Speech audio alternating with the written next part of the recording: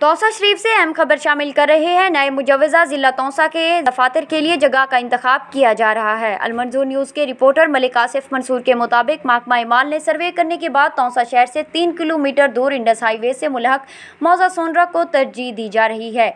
इस सिलसिला में इब्तदाई तौर पर 200 कैनाल का नक्शा बनाकर हुकूमत पंजाब को भिजवा दिया गया। मुजव्वज़ा जगह पर deputy commissioner office, DPO office और ज़िलाई दफातर कायम किए जाएंगे। ताहम अभी तक ये कन्फर्म नहीं हुआ कि ज़िला कचहरी भी यहां तामीर होगी या किसी और मकाम पर। रेवेन्यू डिपार्टमेंट ने अपनी रिपोर्ट में मुजव्वज़ा ज़िला के दफातर के लिए मौजू तरीन जगह करार दे दिया, क्योंकि मुजव्वज़ा जगह सैलाबी रेले से हटकर खुला मैदान है। शहर की आवाम को आने जाने में भी दुश्वारी नहीं होगी। इसके अलावा महकमा माल ने संघर के जनूबी किनारे में भी ज़िलाई दफातर कायम करके रिपोर्ट दी हुई है। ताहम हुकूमत पंजाब के आला अफसरान बहुत जल्द तौसा आ रहे हैं। दोनों इलाकों का विजिट करके फाइनल रिपोर्ट तैयार करेंगे।